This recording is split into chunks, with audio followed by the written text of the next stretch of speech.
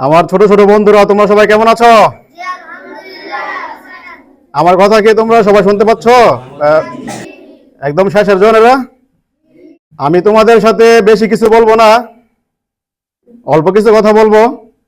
তার আগে আমি তোমাদেরকে দুইটা কথা বলতে চাই। তোমরা কে কে আল্লাহকে ভালোবাসো? মাশাআল্লাহ, মাশাআল্লাহ।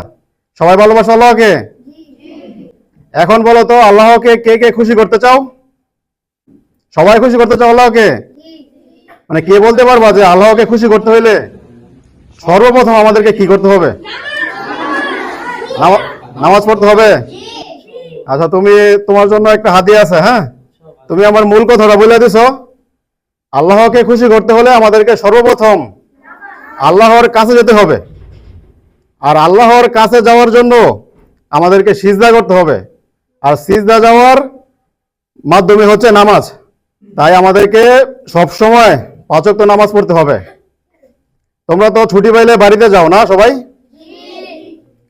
তো বাড়িতে গেলে দেখা যায় কি, আমরা অনেক সময় ব্যস্ত হয়ে পড়ি, খেলাধুলায় ব্যস্ত হয়ে যাই, মাঝে মধ্যে নামাজ মিস করে ফেলি। কি এরকম হয় নাকি? বাড়িতে গেলে খেলাধুলায় ব্যস্ত হয়ে পড়ি, মাঝে মধ্যে দেখা যায় নামাজ মিস করে ফেলি। এরকম কি মাঝে মধ্যে হয়? তো হয় না? তো বাড়িতে যাওয়ার পরে আমরা নামাজ মিস করে ফেলি। আমরা বাড়িতে যাই বা যেখানে যাই, নামাজ মিস করা যাবে না, যাবে না, যাবে না। আল্লাহ তাআলা সূরা আনকাবুতের 45 নম্বর আয়াতে বলেছেন, নিশ্চয়ই নামাজ অশ্লীল এবং মন্দ কাজ থেকে বিরত রাখে। এবং রাসূলুল্লাহ সাল্লাল্লাহু আলাইহি সাল্লাম বলেছেন, যে ব্যক্তি 5 ওয়াক্ত নামাজ পড়ে সে জান্নাতে যাবে। তো একটু আগে আমরা কিন্তু বলেছি আমরা আল্লাহকে ভালোবাসি, বলেছি না? তাও বলেছি, আবার বলেছি যে আমরা আল্লাহকে খুশি করতে চাই। তো আমরা আল্লাহর প্রতি যে ভালোবাসা প্রকাশ করব, এই প্রকাশ করার মাধ্যমে হচ্ছে নামাজ। আর আল্লাহকে খুশি করতে হইলেও আমাদেরকে নামাজ পড়তে হবে, কোনো অবস্থাতেই নামাজ মিস করা যাবে না। এখন আমরা যদি নামাজ পড়ি 5 ওয়াক্ত, আমরা কি পাবো? রাসূলুল্লাহ সাল্লাল্লাহু আলাইহি সাল্লাম বলেছেন যে যে ব্যক্তি 5 ওয়াক্ত নামাজ পড়বে সে জান্নাতে যাবে।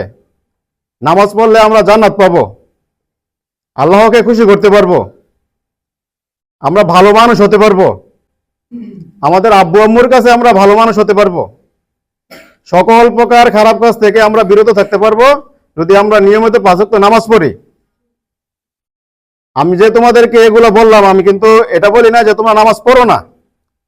তোমরা যাতে ভবিষ্যতে নামাজ না ছাড়ো এবং বাড়িতে গেলে বা কোথাও গেলে যাতে নামাজ না ছাড়ো, এজন্য আমার একটু এই কথাগুলো বলা আর কি।